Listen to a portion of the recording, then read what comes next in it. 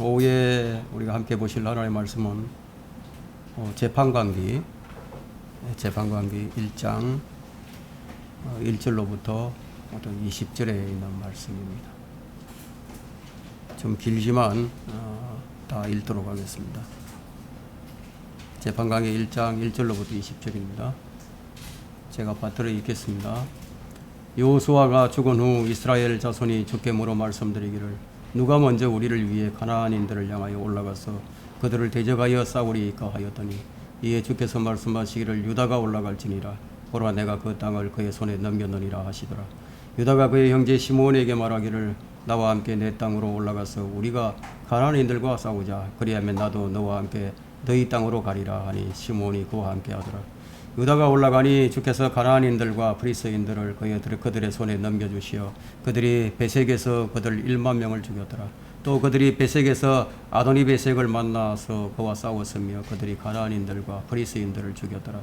그러나 아도니 베색이 도망하자 그들이 그를 추격하여 붙잡아 그의 엄지손가락과 엄지발가락을 잘랐더니 아도니 베색이 말하기를 70명의 왕들이 그들의 엄지손가락과 엄지발가락을 잘리고 내 상 아래서 그들의 음식을 줍더니 내가 행한 대로 하나님께서 내게 갚으셨도다 하더라. 그들이 그를 예루살렘으로 걸어오니 그가 거기서 죽더라. 그때 유다 자손이 예루살렘과 싸워 그것을 취하여 칼날로 치고 성읍에 불을 넣으니라.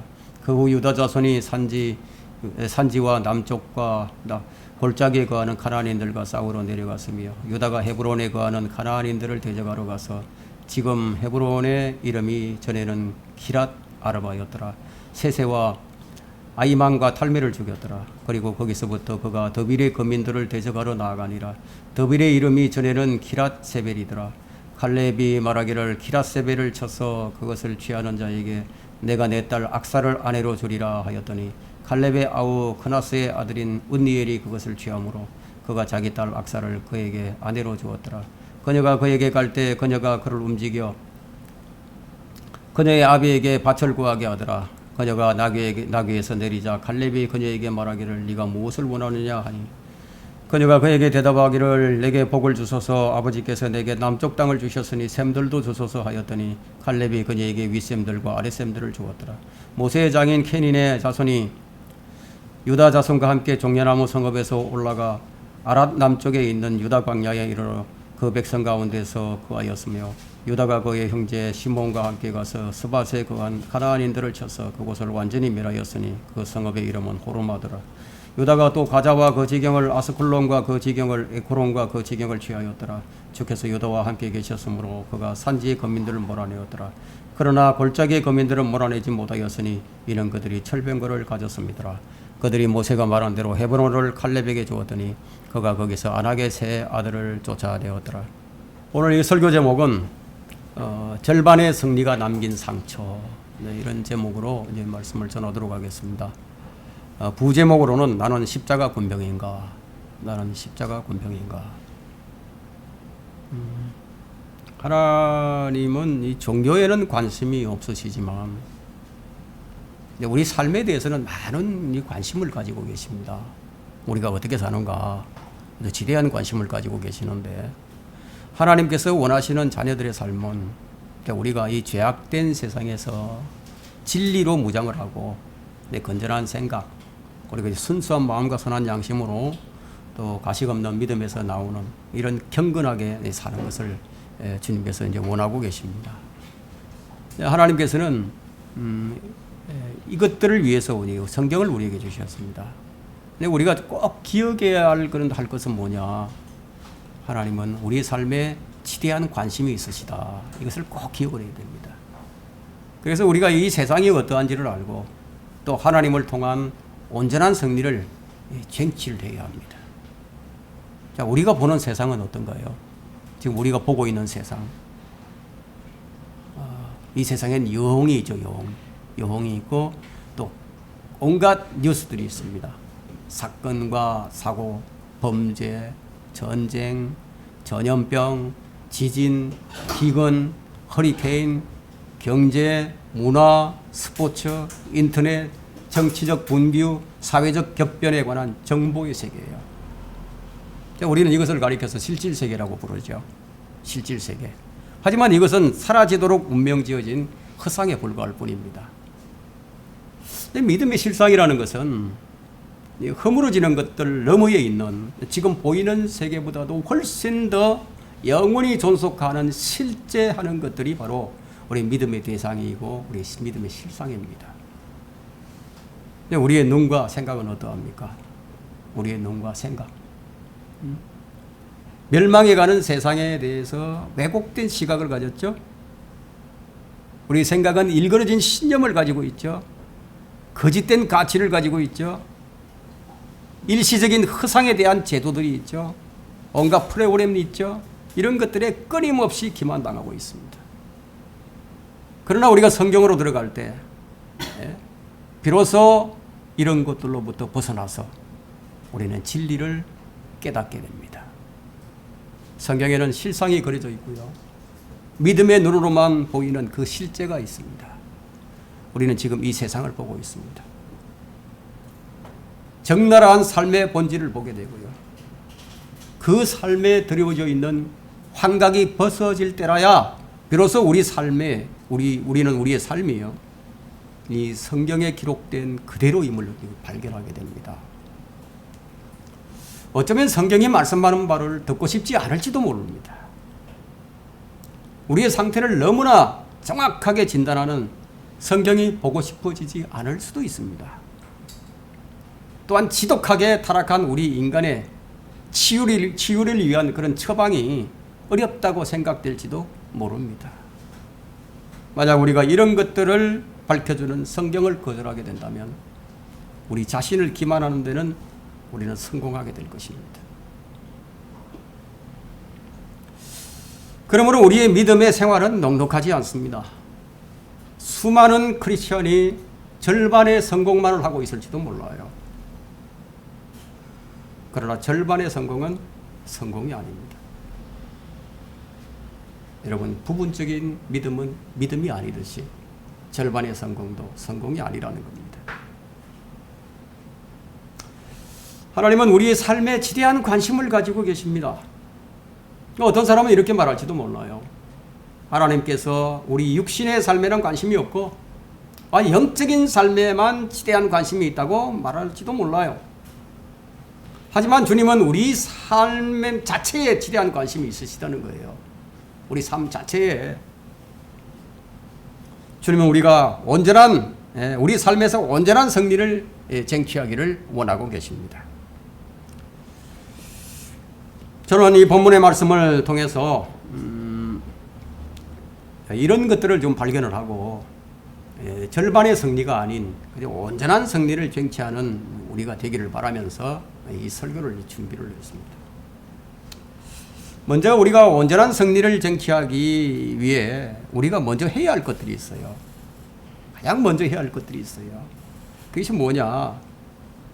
우리 자신을 하나님의 말씀에 굴복시키는 거예요. 이것이 선행되지 않는다면 그 어떤 것도 이룰 수 없어요. 왜냐하면 주의 말씀이 우리 삶의 미래를 결정하기 때문이에요. 그래서 오늘 우리는 이 재판관계를 통해서 그 실제가 어떠한지를 보게 될 겁니다. 나는 십자가의 군병인가? 첫 번째, 전쟁은 주의 명령으로 시작이 됩니다. 이 여호수아가 죽은 후 가나안 땅에 남아있는 이 잔류 민족들을 토벌하는 전쟁이 이제 시작이 되었습니다. 그 여호수아가 이제 땅은 분배를 했는데, 근데 그 땅에 남아있는 이 가나안의 잔류자들 남아있다는 것은 정복 전쟁이 완전히 이루어진 것이 아니라는 거죠. 그것을 제거하는 전쟁이 시작됐는데, 각 지파가 땅을 이제 분배를 받았지만 분배받은 그 땅은 그저 주어지지 않는다는 거예요. 분배받은 그 지파가 그것을 차지를 해야 됩니다. 첫 번째 전쟁을 오늘 본문을 보니까 유다가 시작을 합니다. 1절에서요. 여호수아가 죽은 후 이스라엘 자손이 주께 물어 말씀드리기를, 주께 묻는 걸 보이죠? 주께 묻는다. 주께 물어 말씀드리기를 누가 먼저 우리를 위해 가나안인들을 향하여 올라가서 그들을 대적하여 싸우리까? 오전 말씀을 잘 기억하면서 이 말씀을 한번 생각해 보세요. 사울 왕도 주께 묻고 주께서 뭐라고 얘기하셨는지 그 답변을 듣고 전쟁을 하러 가기를 기다렸는데 사무엘이 오질 않자 자기가 해버렸죠. 주님께 묻지 않고 하는 일은 뭐 실패를 합니다. 우리 그리스도인은 항상 그래요. 여러분, 그리스도인들이 하나님께 묻지 않고 하는 일 제대로 되는 거 없어요. 실패합니다. 자, 이들을 보세요. 주께서 말씀하시기를 유다가 먼저 올라갈지니라. 보라, 내가 그 땅을 그의 손에 넘겼느니라. 하나님께 지명하신 거예요. 유다가 먼저 가라. 유다가 먼저 올라가라. 그러니까 유다가 그의 형제 시몬 지파에게 함께 나가서 싸워달라. 싸워주면은 우리도 너희와 함께 같이 싸워주겠다. 그래서 이제 시몬이 이제 함께 가나안인들과 브리스인들을 쳐요. 그래서 이제 베색에서 1만 명을 죽이게 됩니다. 근데 아도니 베색이 도망을 하게 되자 그를 추격해서 붙잡죠. 붙잡아서 그의 엄지손가락과 엄지발가락을 자르고 그 예루살렘으로 끌고 와가지고 거기서 그를 죽입니다. 자, 이것은 이거 한번 보세요. 이 어떤 토벌 전쟁인지. 잔인하죠. 손가락을 잘라요. 엄지발가락도 자르고. 반인륜적인 토벌이라고 할 수 있겠죠. 이제 아도니베색이 다른 민족들을 치고 이렇게 했거든요. 그러니까 그대로 지금 갚아주는 겁니다. 이 전쟁은 여호수아의 정복 전쟁과는 좀 다르게 지파별로 자기가 받은 유배 땅에 남아있는 잔당들을 제거하는, 그러니까 그 여호수아 전쟁, 정복 전쟁과는 그 성격을 좀 달리하고 있습니다. 그 여호수아 정복 전쟁은 서로 맞서 싸우는 전쟁이라고 한다면 지금부터 시작되는 이 지파별의 전쟁은요, 토벌 전쟁이라고 할 수 있습니다. 토벌 전쟁. 한국 전쟁, 6.25 전쟁 후에 이제 지리산에 숨어들었던 이제 빨치산들이 있었어요. 이 빨치산들을 토벌하는 전쟁이 오랜 기간 동안 진행이 되었죠. 이제 마찬가지의 성격입니다. 그래서 유다 지파와 시몬 지파는 지금 이제 그 전쟁을 지금 시작하는 거예요. 적을 완전히 소탕하지 않고서는 화평이 없습니다. 그래서 토벌 전쟁은 여호수아의 정복 전쟁과는 성격이 조금 다른 전쟁이라고 할 수 있어요. 꼭 이렇게 해야만 하는 이유가 있었는데 그것이 하나님의 심판이었기 때문이에요. 지금 하나님의 심판이 지금 집행되고 있는 겁니다. 그래서 하나님은 유다와 함께 하셨고 유다에게 승리를 주셨어요. 여러분, 하나님께서 함께 하신다. 하나님께서 함께 하신다. 가장 놀라운 축복이죠. 하나님께서 나와 함께 하신다. 자, 하나님께서 함께 하시게 되면은 어떤 현상이 일어나느냐? 어떤 일이 일어나냐면 하나님의 임재하심과 그분의 힘의 능력이 다른 사람들이 보게 된다는 거예요. 그 이방인들이 보게 된다는 거예요. 창세기 21장 22절에 보면 그 무렵 아비멜렉과 그의 군대대장 피콜이 아브라함에게 일러 말하기를 네가 하는 모든 일에 하나님께서 함께 하시는도다. 네가 하는 모든 일에 하나님께서 함께 하신다. 그러니까 이방인이 지금 아브라함을 봤을 때 그와 함께하고 계시는 하나님을 본 거예요. 여러분들도 그렇게 되게 된다는 거예요.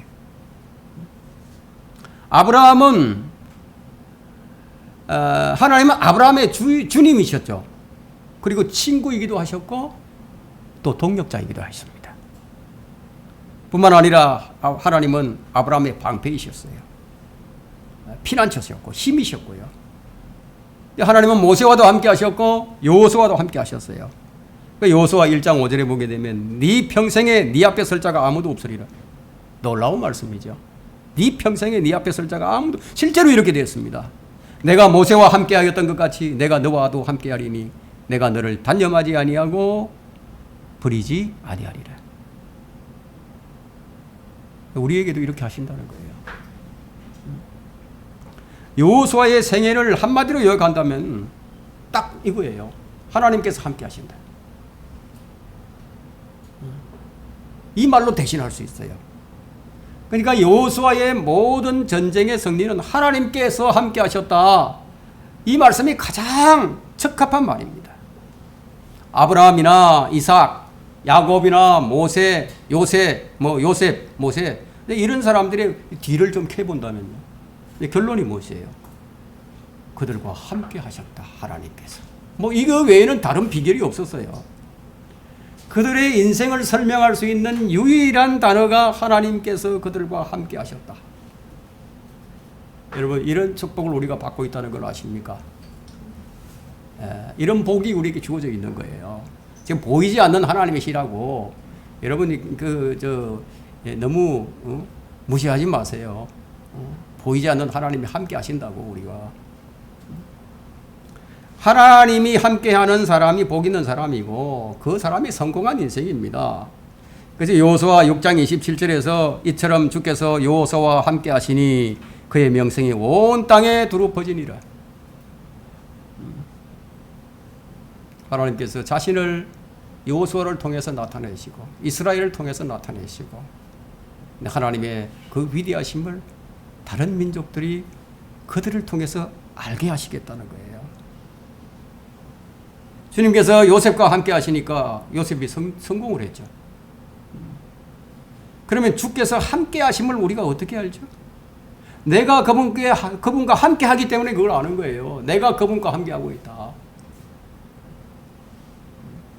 역대기하 15장 2절을 한번 보십시오.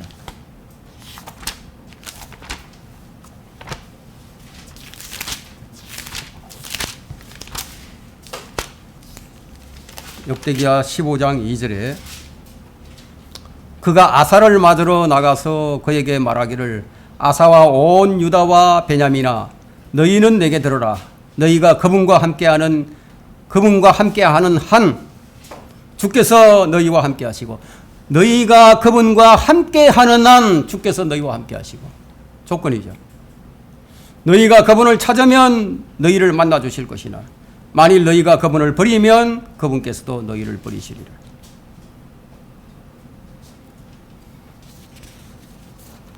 주님께서 우리와 함께하는 비결은요, 우리가 그분과 함께하는 거예요. 역대기야 32장 8절을 한번 보세요. 역대기야 32장 8절.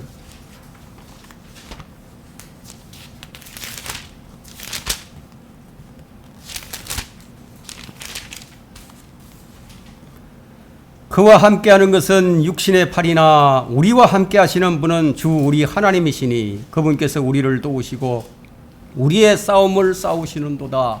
우리의 싸움을 싸우시는도다 하니 백성이 유다의 히스기야 왕의 말에 안도하더라. 여러분 이 말씀을 들을 때 여러분들 안도하십니까? 예? 안도하신다고. 안도하더라. 아스리야 사네빌 왕이 지금 쳐들어왔어요. 그 예루살렘 성을 포위를 내버렸어요. 자, 이런 상황이에요. 사면이 다 우겨쌈을 당하고 있는데, 사문초가인데. 근데 히스기야 왕이 지금 하는 이 말을 듣게 되자, 놀라운 위로가, 놀라운 힘이 백성들에게 전달된 거예요. 우리와 함께 하시는 분은 우리의 하나님이시고, 우리를 도우시고, 우리의 싸움을 싸우시는 분도 하나님이시다. 자, 히스기야는 이 말씀 하나로 자신과 백성을 불안과 공포로부터 벗어나게 만들었어요. 주 하나님이 우리와 함께 하신다. 그 말씀 자체만으로도 백성들은 안심이 됐습니다. 여러분 지금 어떤 위기가 우리에게 닥쳐오고 있는지 아세요? 우리가 한 번도 경험해보지 못한 위기가 옵니다. 곧 옵니다. 전 세계적으로 옵니다. 그때 우리가 무엇을 붙들어야 합니까? 주님 우리와 함께 하신다. 어떤 상황에 있을지라도요. 여러분 문재인 대통령이 이런 말을 했죠. 우리가 한 번도 경험해보지 못한 그런 나라를 만들겠다고. 그죠? 그건 아무것도 아닙니다. 우리가 한 번도 경험해보지 못한 그런 일들이 IMF 아무것도 아니에요. 2008년도에 경험했던 모기지론 금융위기도 아무것도 아닙니다. 근데 옵니다. 계속 좀 지연시키고 있지만 언젠간 터지게 돼 있어요. 언젠간 터집니다. 곧 터집니다. 우리가 이 말씀 하나만으로 우리는 안심을 해야 된다는 거예요. 오늘날 그리스도인들은 하나님이 우리와 함께 하신다는 이 말씀으로 히스기야와 백성들이 안심했던 것처럼 안심하지 못해요. 이 말씀만으로 안심이 안 돼요. 그래서 그리스도인들이 걱정과 근심, 불안해한다는 거예요. 이건 무엇을 의미하는 겁니까? 영적 질병에 걸려 있다는 거죠. 유다 지파는 이제 분배받은 땅에 있는 모든 가나안인들을 다 진멸을 했습니다. 주님께서 진멸하라고 말씀하신 대로 모조리 찾아내어서 진멸을 했고, 하나님의 백성이 하나님의 법을 가지고 살아가야 하는 그 거룩한 땅에 그들이 거주하게 할 수 없는 일이었죠. 그런데 이 땅은 하나님께서 아브라함과 그의 씨에게 주셨던 땅이고, 이 세상의 모든 민족 가운데서 하나님의 백성이 하나님의 법을 가지고 하나님께서 친히 다스리시는 한 왕국을 세우는 일을 하게 된 겁니다. 그 이유가 뭐냐면 하나님께서는 자신의 백성들로 하여금 자신의 백성들을 통해서 이방 민족이 복을 받게 하시는 그런 의도가 있었어요. 예? 이방 민족을 다 멸하시기 위해서 하신 것이 아니에요. 그분의 이름을 듣고 이스라엘 백성을 통해서 다른 민족들도 복을 받게 하시려는 그런 의도가 있었다는 거예요. 이 세상의 모든 민족들은 보고 알라는 것입니다. 이스라엘은 독특한 백성이고 제사장의 나라고 하나님의 법을 가진 민족이 어떻게 사느냐, 하나님께서 친히 다스리시는 그 왕국이 어떤 것이냐, 그걸 지금 보여주려고 하십니다. 그러니까 하나님은 이스라엘을 통해서 온 민족에게 선포를 하는 거예요. 뭔가를 선포하는데 이런 말씀은 참 우리에게 큰 교훈이 되는 말씀이에요. 유다는 주의 명령에 따라 모든 지파보다 먼저 올라가서 다른 지파들에게 연전연성의 소식을 전해줍니다. 왜 이렇게 하게 되면 다른 지파들도 이제 힘을 얻게 되죠. 야, 유다가 나가서 저렇게 했으니까 저렇게 다 승리를 하는구나. 힘을 얻을 수 있죠. 그런데 같은 형제들의 선한 싸움의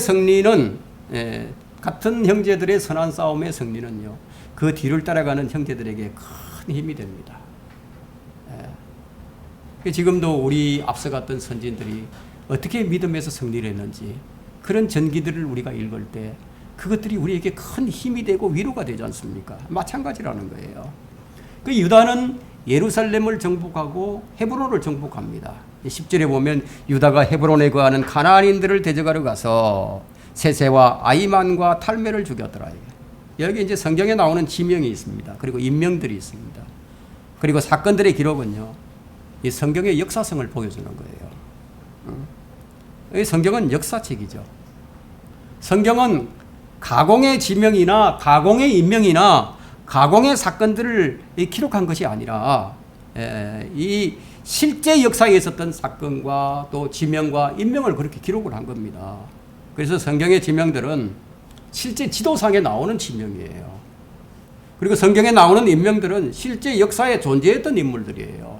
그래서 이 세속사의 기록물들이 그것을 때로는 입증을 해줍니다. 그뿐만 아니라 이 성경은 미리 기록된 역사책이에요. 앞으로 있을 사건들을 미리 기록한 예언의 책이다. 소위 이 종교 경전들이라고 불리는 책에는 지명과 인명이 가끔 나와요. 그 사건들이 있지만 다 불분명하고 실제 있었던 역사가 그것들을 증명해 주질 못합니다. 여러분, 이 역대기상을 보게 되면 참 사람의 이름만 쫙 이렇게 나오는 그런 장도 있습니다. 왜 이런 이름을 그냥 계속 이렇게 기록을 해 놓았을까요? 그래서 성경이 역사책이라는 것을 스스로 증명하는 것이라고 할 수 있겠습니다. 유다는 계속해서 이제 더빌 거민을 치러 나갑니다. 반대로 이제 그 토벌을 당하는 잔류, 그 가나안 땅에 살던 그 거주민들의 입장에서 우리가 생각을 좀 해본다면은 한번 생각해 보세요. 이방인인 아브라함이 들어와 가지고 거기 정착을 하면서 이삭과 야곱의 그 3대에 걸쳐서 거기 살다가 어느 날 갑자기 그냥 이집트로 다 가버렸어요. 가나안 땅에 단 한 사람도 남아 있지 않았어요. 그런데 이 히브리인들이 400년이 지난 다음에 갑자기 큰 군대가 되어가지고 나타나서 야, 우리가 살던 땅이니까 너희들 나가라. 자, 이런다면 얼마나 황당합니까? 어? 자, 가나안인들에게는 이 이스라엘 사람들이 마치 하늘에서 떨어진 돌덩어리 같다는 그런 존재였죠. 이런 재앙도 없는 거죠. 근데 지금도 이런 이전 일들이 있죠. 뭐 이런 이전 일들을 가지고 뭐 영토 분쟁이 일어나는 곳이 많이 있어요. 우리 한국과 일본이 그렇죠. 독도를 가지고 야, 이 독도는 우리 땅이다 그러니까 저쪽에는 다케시마는 우리 땅이다 이러고 있죠. 자, 그러니까 일본과 또 러시아가 그래요. 이전에는 러시아의 영토였는데 지금은 이제 일본의 영토였는데 지금은 러시아의 영토가 돼 있고 일본과 중국도 그래요. 저 남중국 해에 일본 조그만 섬 하나를 가지고 중국은 자기들 거라고 내놓으라고 그러고 일본은 아니다 우리 거다 그러죠. 지금 우리나라의 그 지도가 이 조선시대만 하더라도요, 그 만주 쪽으로, 또 러시아 그 위쪽으로, 그 우리 땅이었어요. 우리 땅이었는데, 이 대한제국 때, 대한제국이 되면서 일제 식민지가 되면서 이제 다 그걸 넘어가 버린 거예요. 자, 가나안인들은 우상숭배와 자기 자식들을 마귀에게 희생제물로 드리는 그런 풍습이 있었습니다. 그런 천인공노할 만행을 저지름으로써 하나님의 심판을 받은 거예요. 400년이라는 기간을 주었지만, 유예 기간을 주었지만 그들은 돌이키지 못했고 그들은 하나님의 심판을 받게 되었습니다. 지금 이스라엘이 바로 하나님의 심판의 도구로서 지금 사용되는 거예요. 그 이스라엘은 이집트를 나오면서 어떻게 불렸죠? 하나님의 백성으로 불리고 하나님의 군대라고 불리게 됩니다. 우리 성경에서 하나님의 군대라고 이렇게 부르게 될 때 천사들을 지칭할 때도 있고요. 또 이스라엘 백성들을 지칭할 때도 있습니다. 하나님의 군대가 나타나서 지금 가나안인들을 소탕합니다.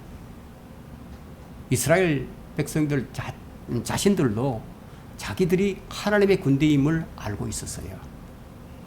우리 그리스도인들은 어떻습니까? 우리 그리스도인들은 모두가 다 그리스도의 군사죠.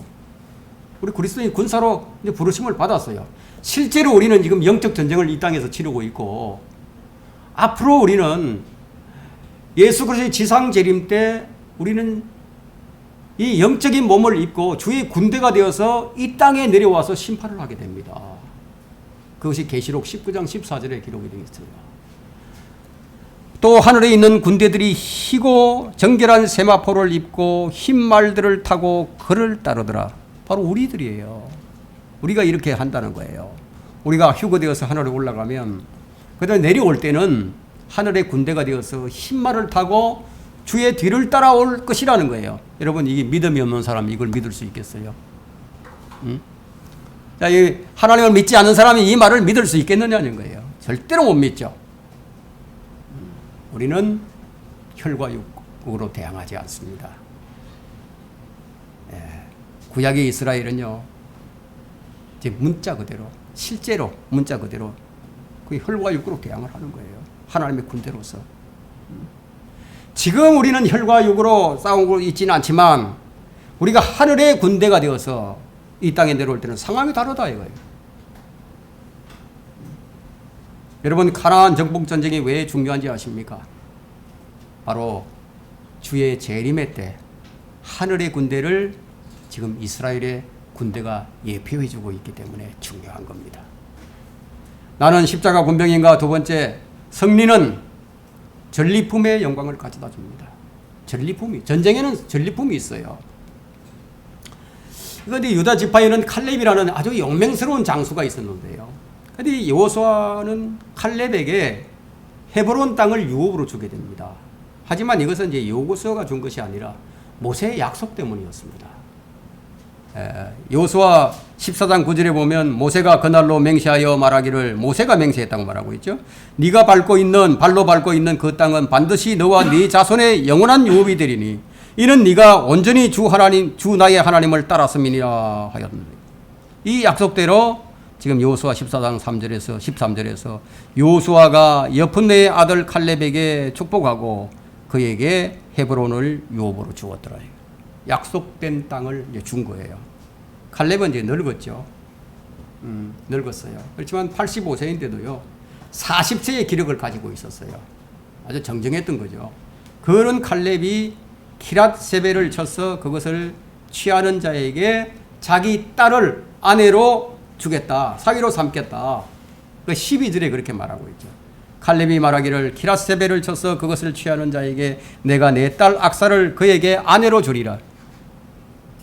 이것은 칼렙이 줄 수 있는 최고의 보상이었습니다. 여러분, 칼렙의 사위가 되면은 칼렙의 유업을 상속받을 수 있어요. 이것이 그 당시의 풍습이었습니다.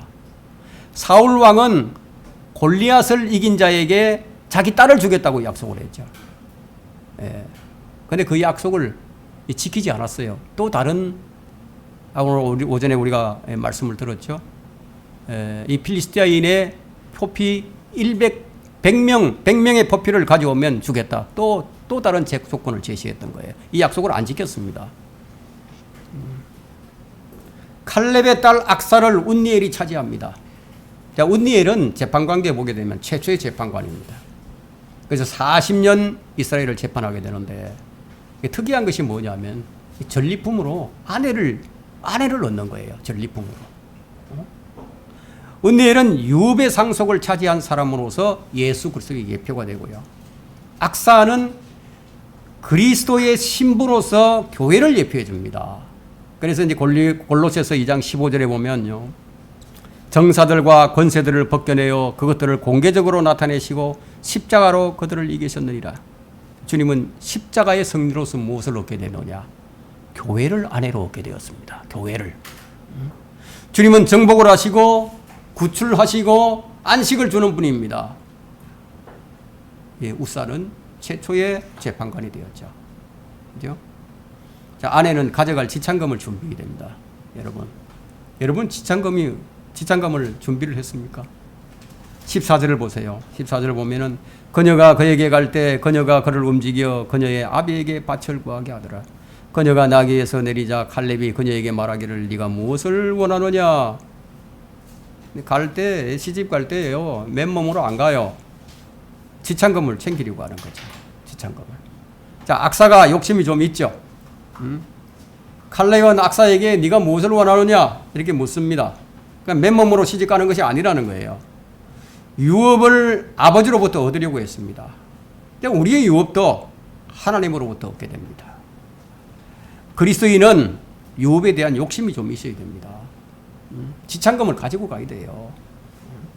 그리스도인들은 그리스도의 심판석에서 받는 상급이, 그것이 이제 지창금이에요. 그것을 가지고 어린 양의 혼인식에 들어가는 거예요. 그 빈손으로 들어가는 창피는 좀 당하지 않아야 되겠죠. 지금은 뭐 우리가 현실적으로 부딪히지 않았으니까 그게 와닿지 않을지 모르지만, 그날에는 이게 실제로 당면하는 거지 않습니까? 그러면 이거 엄청난 압박감이 되고, 엄청난 창피가 될 겁니다. 주님은 아내를 얻기 위해서 자신의 생명을 내놓으셨어요. 그분이 우리에게 나를 따르려거든 자신을 부인하고 자기 십자가를 지고 나를 따르라. 그게 무엇을 의미입니까? 신부는 죽어나 사나 신랑을 따른다. 주님은 내 이름으로 아버지께 구하라고 하셨죠. 그러면 무엇이든지 다 들어주시겠다. 악사가 칼렙에게 구한 것처럼, 그럼 우리가 지창금을 가지고 우리 주님께 나갈 수 있는 거예요. 성도들은 누구나 주님께서 이런 질문을 해 주시기를 아마 바라고 있을 겁니다. 네가 무엇을 원하느냐? 여러분, 무엇을 구할 것입니까? 이런 기회가 내게 한번 주어졌으면 하고 기대를 하고 있을 거예요. 왜 이런 생각을 하게 될까요? 여러분, 왜 이런 생각을 하게 될까요? 말씀을 제대로 알지 못하니까. 성도들은 주님께 날마다 구할 수 있어요. 언제든지 구할 수 있어요. 그런데 무엇을 생각합니까? 한 번쯤 내게도 이런 질문을 해 주셨으면, 이런 기회가 한번 주어졌으면, 그런 걸 바라죠. 막상 그 원하는 것을 얻고 나게 되면 아마 후회를 하게 될 겁니다. 주님은 성도들에게 날마다 무엇을 구할 기회를 주시는데, 그런데 성도들은 이것을 실감을 하지 못해요. 여러분, 엘리사에게 엘리야가 뭐라고 얘기합니까? 내가 너를 위해서 무엇을 해야 할지 내게 구하라고 했죠. 헤롯 왕은 자기 양녀에게 나라의 절반이라도 줄 테니까 네가 원하는 것을 구하라고 했어요. 아탁세르세스 왕은 느헤미야에게 네가 무엇을 원하느냐고 말했어요. 주님은 소경에게요. 네가 무엇을 원하느냐고 말했어요. 그럼 만일 주님께서 네가 무엇을 원하느냐라고 물으신다면 무엇을 구하겠습니까? 엘리사는 엘리야가 가진 2배의 영을 원했고요. 헤로디아에 따른 침례인 요한의 목을 원했고요. 느헤미야는 예루살렘 성벽의 재건을 원했고요. 소경은 눈을 뜨기 원했습니다. 솔로몬은 주님께 백성을 다스리는 지혜를 구했습니다. 근데 그들이 구하는 거 다 받았어요. 악사는 아버지에게 유업을 달라고 구했죠. 여러분은 무엇을 구할 것인지 주님께 한번 담대히 한번 구해 보세요. 여러분은 무엇이든지 주님께 구할 수 있어요. 여러분, 독생자 아들을 주신 주님께서, 하나님께서 무엇인들 주시지 않겠습니까? 근데 우리는 무엇을 구해야 하는 것인가? 마가복음 11장 24절에 보면요, 너희는 기도할 때 바라는 것들은 무엇이나 받은 것으로 믿으라. 받은 것으로 믿으라. 그건 약속이잖아요. 바울은 무엇을 원했을까요? 주여, 내가 어떻게 하기를 원하시나이까? 주님은 한 번만 주시는 거 아니에요. 언제나 구하면 주십니다. 근데 이 원하는 것과 바라는 구하는 것과 이루어지는 것 사이에는 뭐가 하나 들어있는데, 그게 뭐가 들어있냐? 믿음이 들어있습니다. 우리가 주님께 구해야 하는 것은 주여, 내가 어떻게 하기를 원하시나이까? 내가 주께 원하는 것을 구하는 것도 중요하지만 주께서 내게 원하시는 것을 구하는 것이 더 중요합니다. 여러분, 이것이 우리 성공의 비결이에요.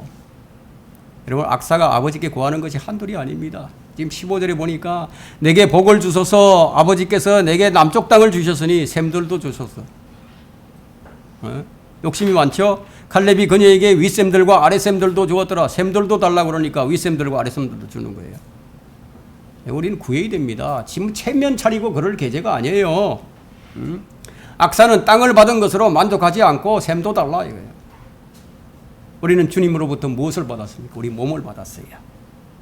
또한 너희 몸은 너희가 하나님께로부터 받은 바 너희 안에 계신 성령의 전인 것을 알지 못하느냐? 너희는 값을 치르고 산 것이니 그러므로 하나님의 것인 너희 몸과 너희 영으로 하나님께 영광을 돌리라. 우리는 빈 그릇을 받았어요. 빈 그릇이 있어요. 이게 무엇을 채워야 됩니까? 우리 받은 몸에는 무엇인가를 채워야 됩니다. 무엇을 채우기를 원하십니까? 성령으로 충만하기를 원하세요. 성령으로 충만해져야 한다는 거예요. 그래서 우리가 구해야 할 것은 성령으로 충만한 것. 이걸 구해야 된다. 성령이 안 계신 몸은 쓸모없는 황무지와 같습니다. 누구를 위해서 달라고 해야 되느냐 이거예요. 우리가 구해야 될 것이 누구를 위해서? 악사가 언니를 위해서 구한 것처럼 우리는 무엇을 위해서 구해야 되냐? 우리의 신랑이신 주님을 위해서 구해야 된다 이게. 여러분, 그리스도의 심판석에서 받을 상이 있으십니까? 어린 양의 혼인식에 지참금을 준비했습니까?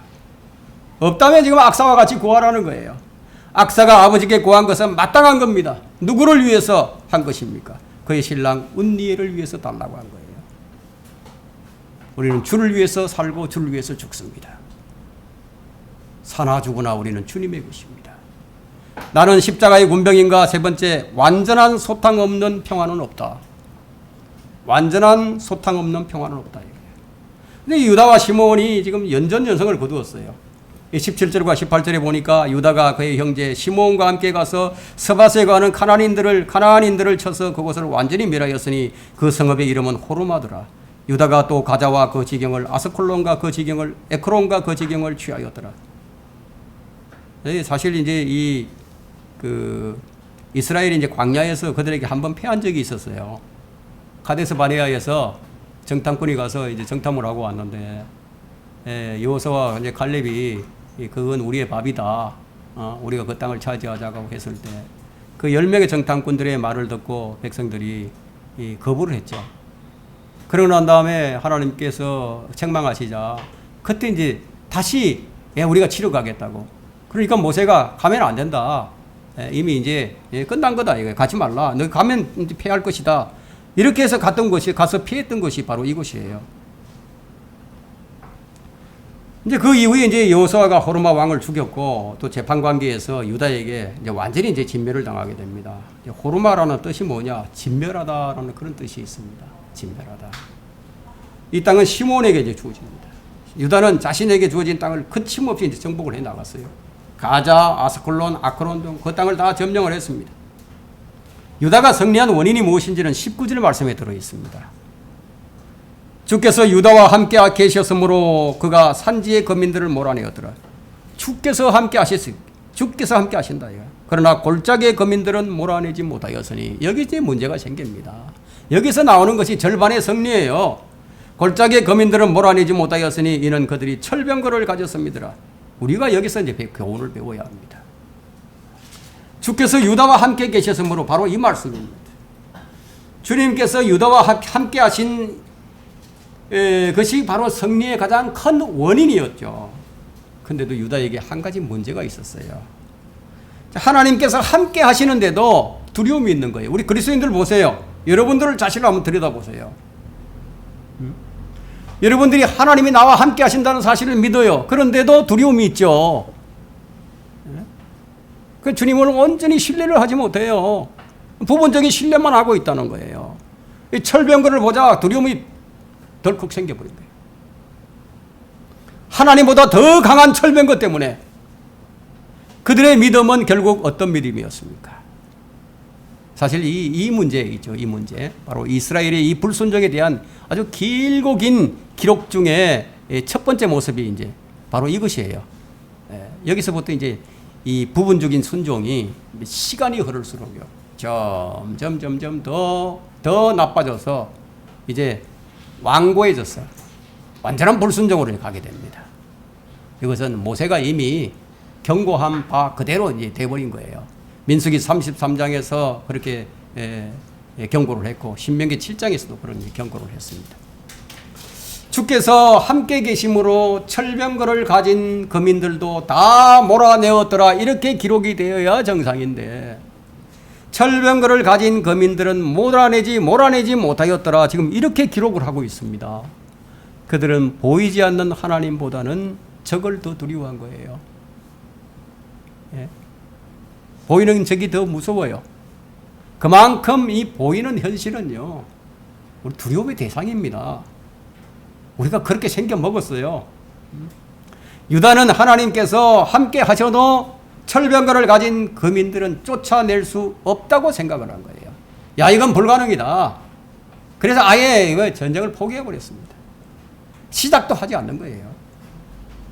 여러분, 이 철병거를 가지고 있으면 아무도 못 건드린다는 이것이 하나의 전쟁 수칙이 되어버렸습니다. 여러분, 오늘날 핵무장을 하고 있으면요, 아무도 못 건드린다.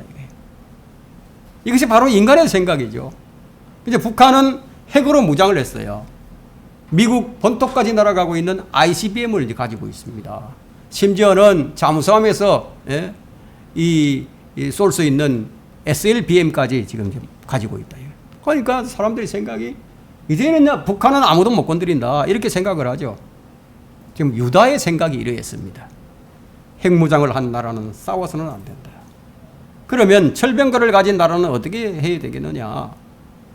철병거가 있으니까 꼼짝을 못하더라. 하나님의 이름을 땅에 떨겨뜨린 겁니다.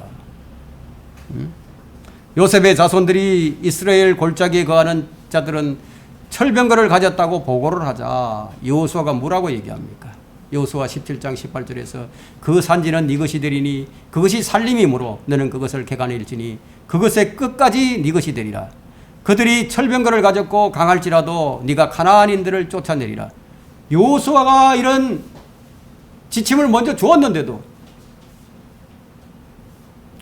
하지 못했던 거예요. 여러분, 전쟁은 숫자로 하지 않습니다. 군사력이나 무기체계로 지리적 조건이나 이런 것은 전쟁의 중요한 조건들이 되기는 하지만 여러분, 하나님께서 함께 하시면 아무것도 문제가 안 됩니다. 우리 이런 믿음을 가져야 돼요. 유다가 산지의 거민들은 쫓아냈지만 골짜기의 거민들은 쫓아내지 못했다. 성도들이 이 영적 전쟁을 회피하거나 두려워하면 승리는 없어요. 여러분, 아무리 기도를 하고요, 준비를 한다 하더라도 싸우기를 회피하면 승리는 없는 거죠.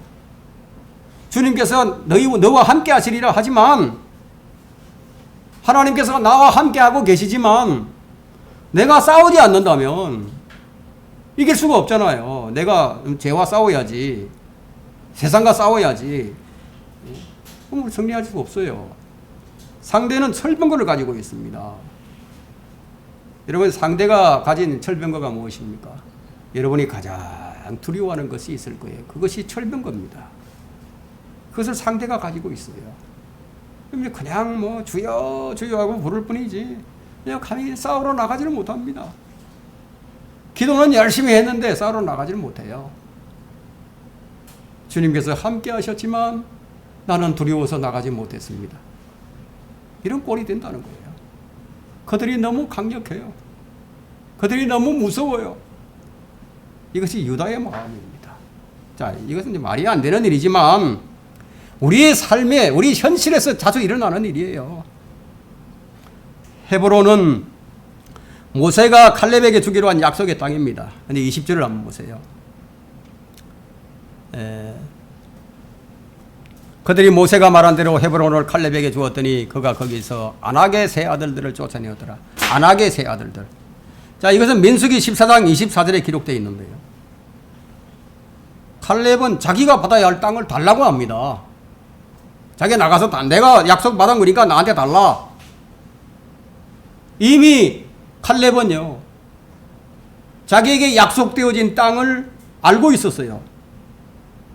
근데 그 땅이 아무도 거하지 않는 것이 아니었습니다. 아낙의 세 아들들이 살고 있습니다. 아낙의 세 아들이면 거인족이죠, 거인족. 예? 거인족이에요. 하나님께서 자신에게 주신 땅에 거하는 자가 누구든지 상관이 없다 이거예요. 왜? 주님께서 주셨기 때문에. 그래서 여호수아는 토벌을 한 거예요. 성도들이 이제 가끔 착각을 할 때가 있는데, 뭐 하나님께서 주시는 것은 뭐 그냥 그저 얻는 줄로 생각을 합니다. 물론 뭐 그저 주시는 선물도 있어요. 그러나 하나님께서 주신 것 가운데 우리가 싸워서 쟁취해야 할 것들도 있다는 거예요. 하나님께서 정해주신 것이 있어요. 내게 주시기로 한 약속한 것이 있어요. 하지만 쟁취해야 하는 것도 있다는 거예요. 그런데 쟁취를 해야 얻는 건데 쟁취를 안 하니까 하나님께서 주신 것인데도 불구하고 소유를 못하는 거예요. 하나님께서 여러분들에게 무엇 주시는지 아십니까? 의와 화평과 기쁨이에요. 이거 주신 거예요. 여러분들 평안할 수 있어요. 여러분 기뻐할 수 있어요. 응? 근데 여러분들이 그걸 차지해야 된다고요. 먼저 우리 안에 있는 죄와 싸워야 하고요. 우리 육신과도 싸워야 하고요. 어디 그뿐입니까? 현 세상과 싸워서 이겨야 한다. 이게. 더 나아가서 철병과 같은 마귀와도 싸워서 이겨야 한다. 이게. 이건 쟁취하는 거다는 거예요. 마귀는 내게서 무엇을 뺏어가려고 하는지 아십니까? 의와 화평과 기쁨, 감사 이런 거 다 뺏어가려고 한다는 거예요. 주님은 거인들이 살고 있는 땅을 칼렙에게 주셨어요. 거인들을 몰아내고 차지하라는 겁니다. 우리는 무엇을 몰아내야 할 것인가? 여기서 우리가 교훈을 얻어야 합니다. 주님께서 주신 땅인데 막상 가보니까 철병거를 가진 거인들이 지금 살고 있다. 왜 주님께서 이렇게 하셨죠? 주님은 우리가 어떻게 하는지 우리 믿음을 보시기 위해서요. 우리가 어떻게 하고 있느냐 이거예요. 또 우리가 전쟁을 배우게 하시기 위해서 이렇게 주신 거예요. 승리는 주님 주시는 거죠. 하지만 우리는 싸워야 된다. 칼렙은 가데스 바네아에서 12명의 정탐꾼 가운데 한 명이었는데 주께서 두려워서 하지 말라고 하신 말씀대로 백성들에게 두려워하지 말라 이렇게 얘기를 했다가 돌로 맞아 죽을 뻔했었죠. 철병거를 가진 거인들이 살고 있는데 어떻게 그들을 이긴다는 말인가? 그러나 칼렙의 마음에는, 여호수아의 마음에는 주님이 우리와 함께 하신다. 주님이 나와 함께 하신다. 그리고 원수들의 무기와 군사력 아무 문제가 없어요. 앞으로 어떤 역경과 어떤 시련이 우리에게 온다 할지라도, 상황이 어떻게 바뀌고 어떤 악한 상황이 온다 할지라도 두려워할 필요 없다는 거예요. 주님이 함께 하신다. 그 땅은 내 땅이다. 우리의 밥이다. 그들은 주님께서 주신 땅을 칼렙이 차지합니다. 자, 이것은 전쟁사의 미스터리라고 할 수 있는데요. 이스라엘의 6.1 전쟁을 보면 이건 미스터리입니다. 중동 이슬람 국가들의 연합전선을 단 엿새 만에 다 제압해버렸어요. 이건 뭐 전쟁사에 잊혀질래야 잊혀질 수 없는 미스터리로 남아 있습니다. 왜 그렇게 하셨습니까? 주님이 함께 하셨기 때문에. 주님이 손이 함께 하셨어요. 이 말 외에는요, 달리 할 얘기가 없어요. 사람들은 전쟁이 없는 평화를 원하지만요, 전쟁 없는 평화는 없어요. 성경은 우리가 싸워서 이겨야 할 것들을 기록하고 있습니다. 우리는 그리스도의 군사들입니다. 믿음으로 선한 싸움을 싸워야 합니다. 싸우지 않고는 승리는 없습니다. 결론적으로 유다가 남긴 절반의 승리는 모든 형제들에게 악영향을 끼쳤습니다. 유다는 주께서 함께 하셨지만 그들은 골짜기의 철병거를 두려워하고 그 거민들을 쫓아낼 수가 없었습니다. 보이지 않는 하나님보다 보이는 그들을 더 두려워했습니다. 그들은 겨자씨보다도 더 작은 믿음을 가진 자들이었습니다. 그들의 승리는 불완전한 승리였습니다. 많은 이들이 이런 전쟁에 만족하고 도취를 합니다. 그리고 이런 전쟁의 승리로 주님께 감사하고 찬양을 하지만 주님께서는 이들의 불순종에 대해서 어떻게 하십니까? 진노하시는 거예요. 유다가 주께 감사하고 승리의 기쁨에 만족했을지는 몰라도 유다가 세운 이 전례가 이후에 있을 각 지파의 토벌 전쟁을 엉망으로 만들어버리는 결과가 와버린 거예요. 모든 지파가 유다의 전례를 따르게 됩니다. 싸우다가 좀 힘이 들면요, 뭐 상대가 좀 강하니까 뭐 전쟁을 포기합니다. 자, 우리 신앙에도요, 좀 힘든 일이 생기면은, 아이고, 지금 포기해버립니다. 포기해버려요. 남은 자들을 몰아내지 못한 결과가 두고 그들의 옆구리에 가시가 되어서 찌르고 지금도 찌르고 있습니다. 설교를 마쳤습니다.